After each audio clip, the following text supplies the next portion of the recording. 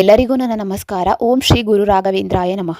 ಎಲ್ರಿಗೂ ಕೂಡ ನಾನು ಒಂದು ಒಳ್ಳೆ ಇಂಪಾರ್ಟೆಂಟ್ ಆಗಿರುವಂಥ ವಿಷಯನ ತಿಳಿಸೋದಕ್ಕೆ ಬಂದಿದ್ದೀನಿ. ಯಾರಿಗೆಲ್ಲ ರಾಯರ ಹತ್ರ ಪ್ರಸಾದನ ಕೇಳಬೇಕು ಅಥವಾ ಪ್ರಸಾದನ ಪಡ್ಕೋಬೇಕು ಅನ್ನೋ ಆಸೆ ಇರುತ್ತಲ್ವ, ಎಲ್ಲರೂ ಒಂದಲ್ಲ ಒಂದು ಕಷ್ಟದಲ್ಲಿ ಇದ್ದೇ ಇರ್ತೀವಿ. ಅದಕ್ಕಾಗಿ ನಾವು ಪರಿಹಾರ ಕೇಳಬೇಕು, ಅದನ್ನೊಂದು ಪ್ರಸಾದದ ರೂಪದಲ್ಲಿ ನಮಗೊಂದು ಸಂಕೇತನ ಕೊಡಬೇಕು ಅವರು ಅಂತ ನಾವು ಬಯಸ್ತಾ ಇರ್ತೀವಿ.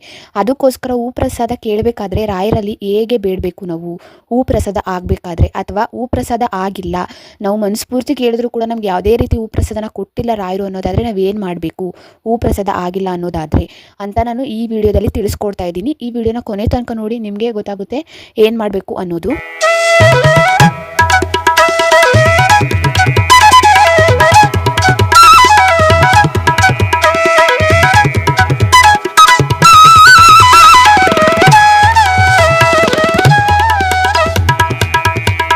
ಇವಾಗ ಪ್ರಸಾದ ಅಂದ್ರೇನು, ಇವಾಗ ನಮ್ಮ ಕಷ್ಟ ಆಗಿರ್ಬೋದು ಅಥವಾ ನಾವು ಏನೋ ಒಂದು ರಾಯರಲ್ಲಿ ಕೇಳ್ಕೊತಾ ಇದ್ದೀವಿ ಅಂದರೆ ರಾಯರ ಫೋಟೋಯಿಂದನೋ ಅಥವಾ ರಾಯರು ಬೃಂದಾವನದಿಂದನೋ ಕೆಳಗಡೆ ಬಿತ್ತು ಅಂದರೆ ರಾಯರು ನಮಗೆ ಒಪ್ಪಿಗೆ ಕೊಟ್ಟಿದ್ದಾರೆ, ನಿನ್ನ ಕೆಲಸ ಆಗುತ್ತೆ ಅಥವಾ ನಿನ್ನ ಕಷ್ಟಕ್ಕೆ ಪರಿಹಾರನ ಕೊಡ್ತೀನಿ ನಾನು ಈ ಸಮಯದಲ್ಲಿ ಅಂತ ಅವರೊಂದು ಸೂಚನೆ ಕೊಟ್ಟಿದ್ದಾರೆ, ಒಂದು ಸಂಕೇತದ ಮೂಲಕ ಅಂತ ನಾವು ನಂಬ್ಕೊಂಡಿದ್ದೀವಲ್ವಾ. ಅದಕ್ಕೆ ನಾವು ಪ್ರಸಾದ ಕೇಳಬೇಕಂದ್ರೆ ರಾಯರು ಮುಂದೆ ಕೂತ್ಕೊಂಡಾಗ ಪೂಜೆ ಮಾಡಬೇಕಾದ್ರೆ ಯಾವ ರೀತಿ ಕೇಳ್ಕೋಬೇಕು, ಪ್ರಸಾದ ಆಗಬೇಕಂದ್ರೆ ಅನ್ನೋದನ್ನ ನಾವು ಇವಾಗ ಮೊದಲು ತಿಳ್ಕೊಳ್ಳೋಣ. ಮೊದಲಿಗೆ ನೀವು ಮನೇಲಾದರೂ ಪ್ರಸಾದನ ಕೇಳ್ಬೋದು ಅಥವಾ ನೀವು ರಾಯರು ಮಠದಲ್ಲಾದ್ರೂ ನೀವು ಪ್ರಸಾದನ ಕೇಳ್ಬೋದು. ಎಕ್ಸ್ಪೆಷಲಿ ರಾಯರು ಮಠದಲ್ಲಿ ಪ್ರಸಾದ ಕೇಳೋದಕ್ಕೆ ಅವಕಾಶ ಕೊಡಲ್ಲ ಅಂತ ನಾನು ಅನ್ಕೊಂಡಿದ್ದೀನಿ. ಕೆಲವು ಕಡೆ ಕೊಡ್ಬೋದೇನೋ, ಅದು ನನಗೆ ಗೊತ್ತಿಲ್ಲ. ಬಟ್ ನೀವು ಮನೇಲಿ ಕೇಳ್ಬೋದು. ಮನೇಲಿ ನೀವು ರಾಯರಿಗೆಲ್ಲ ಅಲಂಕಾರನ ಮಾಡ್ತೀರಾ, ಪೂಜೆ ಮಾಡೋದಕ್ಕಂತ ಕೂತ್ಕೋತೀರಾ. ಮಾಮೂಲಿ ಪೂಜೆ ಎಲ್ಲ ಮುಗಿಸ್ಬಿಡಿ, ನೀವು ರಾಯರಿಗೆ ನೈವೇದ್ಯನೆಲ್ಲ ಇಟ್ಟು ಪೂಜೆನೆಲ್ಲ ಮಾಡಿದಾದ್ಮೇಲೆ ಲಾಸ್ಟಲ್ಲೇ ನೀವು ಪ್ರಸಾದನ ಕೇಳಬೇಕಾಗಿರೋದು. ಮೊದಲಿಗೆ ನೀವು ಮನಪೂರ್ವಕವಾಗಿ ಪ್ರಾರ್ಥನೆನ ಮಾಡ್ಕೋಬೇಕು ರಾಯರಲ್ಲಿ. ಮನಸ್ಫೂರ್ತಿಯಾಗಿ ನಿಮ್ಮ ಕೋರಿಕೆ ಏನಿದೆ ಮತ್ತು ನಿಮ್ಮ ಸಂಕಷ್ಟ ಏನಿದೆ ಅನ್ನೋದನ್ನ ನೀವು ಪ್ರಾರ್ಥನೆನ ಮಾಡ್ಕೊಳ್ಳಿ. ತಂದೆ, ಈ ಥರ ನನ್ನ ಕಷ್ಟ ಇದೆಯಪ್ಪ, ನನ್ನ ಕೋರಿಕೆ ಈ ರೀತಿ ಇದೆಯಪ್ಪ, ಅದಕ್ಕೋಸ್ಕರ ನಾನು ನಿಮ್ಮ ಹತ್ರ ಪ್ರಸಾದನ ಕೇಳ್ತಾ ಇದ್ದೀನಿ ಅಂತ ಮೊದಲಿಗೆ ನೀವು ಕೇಳ್ಕೋಬೇಕು, ಅಂದರೆ ಪ್ರಾರ್ಥನೆನ ಮಾಡ್ಕೋಬೇಕು ರಾಯರಲ್ಲಿ. ನೆಕ್ಸ್ಟ್ ನೀವು ಏನು ಮಾಡಬೇಕಂದ್ರೆ, ರಾಯರಿಗೆ ಅಲಂಕಾರ ಎಲ್ಲ ಮಾಡಿದರೂ ಕೂಡ ಸ್ವಲ್ಪ ಪ್ರಸಾದ ಕೇಳೋದಕ್ಕಂತಾನೆ ಎತ್ತಿಟ್ಕೊಂಡ್ಬಿಡಿ. ಅಂದರೆ ಕೆಂಪು ಗುಲಾಬಿ, ತುಳಸಿ ಹೂವು ಅಥವಾ ಸೇವಂತಿಗೆ ಹೂವು, ಆ ಥರ ರಾಯರಿಗೆ ಇಷ್ಟವಾಗಿರುವಂಥ ಹೂವನ್ನ ಎತ್ತಿಟ್ಕೊಂಡು ಅದನ್ನು ರಾಯರ ಫೋಟೋ ಮೇಲೋ ಅಥವಾ ಬೃಂದಾವನದ ಮೇಲೋ ಮೊದಲಿಗೆ ನೀವು ಅರ್ಪಣೆನ ಮಾಡಬೇಕು. ಅಂದರೆ ಮನಸ್ಸಲ್ಲಿ ನೀವು ನನ್ನ ಸಂಕಷ್ಟ ಇದೆ ಅಂದರೆ ಪ್ರಸಾದ ನೀವು ಕೊಡಬೇಕು ಅಂತ ಅಂದ್ಕೊಂಡು ನೀವು ರಾಯರ ಮೇಲೆ ಅರ್ಪಣೆನ ಮಾಡಿ ನೀವು ಫಸ್ಟಿಗೆ. ನೆಕ್ಸ್ಟ್ ನೀವು ಹೂವನ್ನ ಅರ್ಪಣೆ ಮಾಡಿದಾದ್ಮೇಲೆ ರಾಯರಲ್ಲಿ ಸಂಕಲ್ಪನ ಮಾಡ್ಕೋಬೇಕು. ತಂದೆ, ನನ್ನ ಈ ಕೆಲಸ ಆಗೋದಾದ್ರೆ, ಯಶಸ್ವಿಯಾಗಿ ಆಗುತ್ತೆ ಅನ್ನೋದಾದ್ರೆ ಅಥವಾ ನನ್ನ ಈ ಕಷ್ಟ ಕಳಿಯುತ್ತೆ ಅನ್ನೋದಾದ್ರೆ ನೀವು ಪ್ರಸಾದದ ಮೂಲಕ ನನಗೆ ಅನುಗ್ರಹ ಮಾಡಪ್ಪ ಅಂತ ನೀವು ಒಂದೇ ಮನಸ್ಸಿಂದ ರಾಯರಲ್ಲಿ ನಂಬಿಕೆನ ಇಟ್ಕೊಂಡು ನೀವು ಸಂಕಲ್ಪನ ಮಾಡ್ಕೋಬೇಕು. ಪ್ರಾರ್ಥನೆನ ಮಾಡಿ ಹೂನೆಲ್ಲ ಅರ್ಪಿಸಿ ಸಂಕಲ್ಪನ ಮಾಡ್ಕೊಂಡಿದ್ದಾದ್ಮೇಲೆ ನೀವು ರಾಯರ ಮಂತ್ರನ ಹೇಳ್ಕೋಬೇಕು. ರಾಯರ ಮೂಲ ಮಂತ್ರ ಆದ್ರೂ ಹೇಳಿ, ರಾಯರ ಸ್ತೋತ್ರ ಆದ್ರೂ ಹೇಳಿ, ನಿಮ್ಗೆ ಏನು ಬರುತ್ತೆ ಅದನ್ನ ರಾಯರ ಮಂತ್ರನ ಹೇಳ್ಕೊಂಡು ಪ್ರಸಾದಕ್ಕೋಸ್ಕರ ನೀವು ಕೈ ಮುಗಿದು ಬೇಡ್ಕೊಂಡು ಕಾಯ್ಬೇಕು. ಸ್ವಲ್ಪ ಹೊತ್ತು ಇಟ್ಟಿದ ತಕ್ಷಣ ಪ್ರಸಾದ ಆಗ್ಬಿಡುತ್ತೆ ಅನ್ನೋದೆಲ್ಲ, ಸ್ವಲ್ಪ ಹೊತ್ತು ನೀವು ತಾಳ್ಮೆಯಿಂದ ಕಾಯಬೇಕು, ಪ್ರಸಾದ ಕೊಡ್ತಾರೋ ಇಲ್ವೋ ಅಂತ ಅಂದ್ಬಿಟ್ಟು. ಮತ್ತೆ ಇಟ್ಟಿದ ತಕ್ಷಣ ಕೊಟ್ಟಿಲ್ಲ ಅಂದ ತಕ್ಷಣ ಪ್ರಸಾದ ಕೊಡಲೇ ಇಲ್ವಲ್ಲ ಅನ್ನೋದಲ್ಲ ಲೆಕ್ಕ.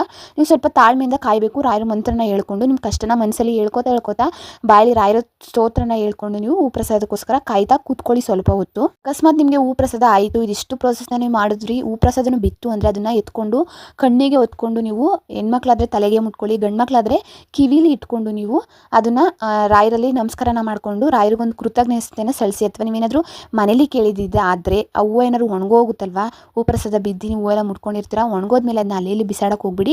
ಯಾವ್ದಾದ್ರು ಒಂದು ಗಿಡಕ್ಕೆ ಹಾಕಬೇಕು ಅಥವಾ ಯಾರು ಓಡಾಡ್ದಿರೋಂಥ ಜಾಗದಲ್ಲಿ ನೀವು ಹಾಕ್ಬಿಟ್ಟು ಅದನ್ನ ಬರಬೇಕು. ಇಷ್ಟು ವಿಧಾನನ ನೀವು ಪ್ರಸಾದ ಪಡಿಬೇಕು ಅಂದ್ಕೊಂಡಿರೋರು ಮಾಡ್ಬೋದು. ಅಥವಾ ಪ್ರಸಾದ ನಾನು ಕೇಳಿದ್ದೀನಿ, ಮನಸ್ಫೂರ್ತಿಯಾಗಿ ನಾನು ಕೇಳಿದ್ರು ಕೂಡ ಅಥವಾ ಸತತವಾಗಿ ನಾನು ಪ್ರಾರ್ಥನೆನ ಮಾಡಿದ್ರು ಕೂಡ ರಾಯರು ನನಗೆ ಯಾವುದೇ ರೀತಿ ಪ್ರಸಾದ ಇದುವರೆಗೂ ಕೊಟ್ಟಿಲ್ಲ ಅನ್ನೋರಾದರೆ ದಯವಿಟ್ಟು ಬೇಜಾರು ಮಾಡ್ಕೋಬೇಡಿ ಅಥವಾ ನಿಮ್ಮ ನಂಬಿಕೆನ ಕಳ್ಕೊಬೇಡಿ. ರಾಯರು ಎಲ್ರಿಗೂ ಕೂಡ ತಂದೆ ಸಮಾನರು, ಆದ್ರಿಂದ ಅವರು ಯಾವುದೇ ಕಾರಣಕ್ಕೂ ನಮಗೆ ಕೆಟ್ಟದ್ದನ್ನು ಬಯಸೋದೇ ಇಲ್ಲ, ಒಳ್ಳೇದು ಮಾಡೇ ಮಾಡ್ತಾರೆ. ಅಲ್ಲಿ ತನಕ ನಾವು ತಾಳ್ಮೆಯಿಂದ ಕಾಯಬೇಕು ಅಷ್ಟೇನೆ. ಒಂದು ವೇಳೆ ನಿಮಗೆ ಪ್ರಸಾದ ಆಗಿಲ್ಲ ಅನ್ನೋರು ಏನು ಮಾಡಬೇಕು ಅಂದರೆ, ಫಸ್ಟ್ ಆಫ್ ಆಲ್ ನೀವು ನಂಬಿಕೆನ ಕಳ್ಕೋಬಾರ್ದು ಯಾವುದೇ ಕಾರಣಕ್ಕೂ ಕೂಡ. ನಿಮಗೆ ಪ್ರಸಾದ ಆಗಿಲ್ಲ ಅಂದಿದ ತಕ್ಷಣ ರಾಯರು ನಮ್ಮನ್ನ ಕೈ ಬಿಟ್ಬಿಟ್ರು ಅನ್ನೋದಲ್ಲ. ಪ್ರಸಾದ ಅನ್ನೋದು ಒಂದು ಸಂಕೇತ ಅಷ್ಟೇನೆ. ಬಟ್ ನಂಬಿಕೆ ನಾವು ಎಷ್ಟು ನಂಬಿರ್ತೀವೋ ಅಷ್ಟು ರಾಯರು ಒಳ್ಳೇದು ಮಾಡ್ತಾರೆ. ಇವಾಗ ಈ ಟೈಮ್ಗೆ ನಮಗೆ ಪ್ರಸಾದ ಕೊಟ್ಟಿಲ್ಲ ರಾಯರು ಅಂದರೆ ನಾವು ಕೇಳ್ತಾ ಇರೋವಂಥ ಕಷ್ಟಕ್ಕೆ ಪರಿಹಾರ ಅನ್ನೋದು ಇನ್ನೂ ಸಮಯಕ್ಕೆ ಸರಿಯಾಗಿ ಬಂದಿಲ್ಲ, ಅಥವಾ ಈ ಸಮಯ ನಿನ್ನ ಕಷ್ಟಕ್ಕೆ ಪರಿಹಾರ ಸಿಗುವಂತ ಸಮಯ ಅಲ್ಲ ಅಂತನಾದ್ರೂ ತೋರಿಸ್ತಾ ಇರ್ಬೋದು ರಾಯರು. ಅಥವಾ ನಮ್ಗೆ ಏನೋ ಮುಂದಕ್ಕೆ ನಾವು ಕೇಳ್ತಾ ಇರೋದಕ್ಕಿಂತ ಜಾಸ್ತಿ ರಾಯರು ಕೊಡೋದಕ್ಕೆ ಏನೋ ಒಂದು ಯೋಜನೆನ ಮಾಡ್ಕೊಂಡಿರ್ಬೋದು. ಅದಕ್ಕೋಸ್ಕರ ರಾಯರು ಪ್ರಸಾದನ ಕೊಡದೇ ಇರ್ಬೋದು. ಇದನ್ನ ತಲೆಯಲ್ಲಿ ಇಟ್ಕೊಳ್ಳಿ. ಮತ್ತೆ ತಾಳ್ಮೆಯಿಂದ ಕಾಯಿರಿ ಅನ್ನೋದು ಕೂಡ ರಾಯರು ಕೊಡುವಂತ ಒಂದು ಸಂದೇಶ ಆಗಿರುತ್ತೆ. ಆದ್ರಿಂದಾಗಿ ನೀವು ತಾಳ್ಮೆಯಿಂದ ಕಾಯಿರಿ.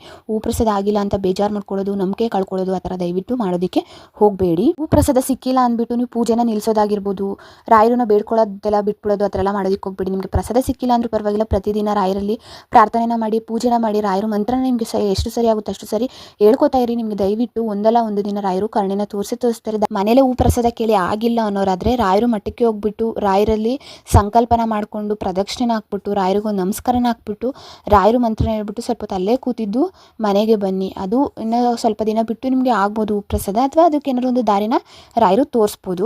ಇವಾಗ ನಿಮಗೆ ಹೂ ಪ್ರಸಾದ ಆಗಿಲ್ಲ ಅಂದಿದ ತಕ್ಷಣ ರಾಯರು ನಮ್ಮ ಕೈ ಬಿಟ್ಬಿಟ್ರು ಅನ್ನೋದಲ್ಲ.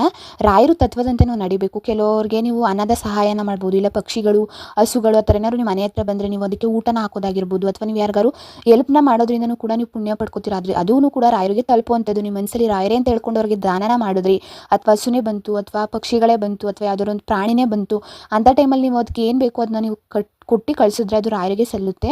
ಅದು ಕೂಡ ರಾಯರಿಗೆ ಒಪ್ಪಿಗೆಯಾಗಿ ನಿಮಗೆ ಆದಷ್ಟು ಬೇಗ ಒಂದು ದಾರಿನ ತೋರಿಸಿ ಕೊಡ್ತಾರೆ ರಾಯರು. ಮತ್ತು ನೀವು ಪ್ರತಿದಿನ ರಾಯರ ಅಷ್ಟೋತ್ತರ ಮತ್ತು ಗುರುಸ್ತೋತ್ರನ 11 ಸಾರಿ ಪಠಿಸ್ತಾ ಬನ್ನಿ. ಒಂದು ಶುದ್ಧ ಮನಸ್ಸಿಂದ ಪಠಿಸಿದ್ರೆ ರಾಯರು ಖಂಡಿತವಾಗಿಯೂ ಒಲಿತಾರೆ ನಿಮಗೆ. ಇಷ್ಟು ಕೆಲಸನ ನೀವು ಮಾಡಿ ನೋಡಿ, ನಿಮ್ಗೇನೇ ಅದ್ರದ್ದು ಏನು ಫಲ ಸಿಗುತ್ತೋ ಇಲ್ವೋ ಅನ್ನೋದು ನಿಮಗೆ ಗೊತ್ತಾಗುತ್ತೆ. ಒಂದಂತೂ ನೆನ್ಪಿಟ್ಕೊಳ್ಳಿ, ಹೂ ಪ್ರಸಾದ ಅನ್ನೋದು ಒಂದು ಸಂಕೇತ ಅಷ್ಟೇ. ಬಿಟ್ಟರೆ ನಾವು ರಾಯರನ್ನ ಅಚಲವಾಗಿ ನಂಬಿದರೆ ಅಥವಾ ನಾವು ಮಾಡುವಂಥ ಕೆಲಸಗಳು ಸತ್ಯ ಧರ್ಮಗಳು ಏನೇನು ಮಾಡ್ತೀವಿ ನಾವು ಅದರಲ್ಲಿ ಮಾತ್ರ ರಾಯರು ಇರುವಂಥದ್ದು, ಅಥವಾ ಅದರಲ್ಲಿ ಮಾತ್ರ ರಾಯರು ನಮಗೆ ಅನುಗ್ರಹನ ಮಾಡುವಂಥದ್ದು. ಹೂ ಪ್ರಸಾದನೂ ಕೊಡಬೇಕು ಅಂದರೆ ಅದು ಒಂದು ಸಂಕೇತದ ಮೂಲಕ ಕೊಡ್ತಾರೆ ಅಷ್ಟೇ. ಬಿಟ್ಟರೆ ಹೂ ಪ್ರಸಾದ ಆಗಿಲ್ಲ ಅಂದರೆ ನನಗೆ ನನ್ನ ಬದುಕಲ್ಲಿ ಏನೂ ನಡೆಯೋದೇ ಇಲ್ಲ ಅನ್ನೋ ಥರ ಅಲ್ಲ.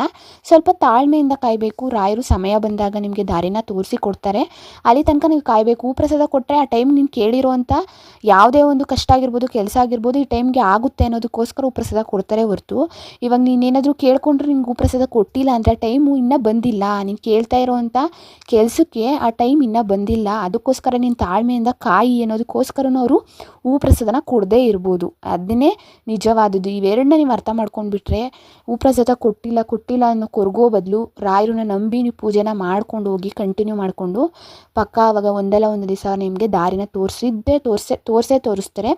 ಇನ್ನು ಯಾರೆಲ್ಲ ನನ್ನ ಚಾನಲ್ನ ಸಬ್ಸ್ಕ್ರೈಬ್ ಮಾಡ್ಕೊಂಡಿಲ್ಲ ಮಾಡ್ಕೊಂಡು ಓಂ ಶ್ರೀ ಗುರು ರಾಘವೇಂದ್ರಾಯ ನಮಃ ಅಂತ ಕಮೆಂಟ್ ಬಾಕ್ಸಲ್ಲಿ ಕಮೆಂಟ್ನ ಮಾಡಿ. And thank you for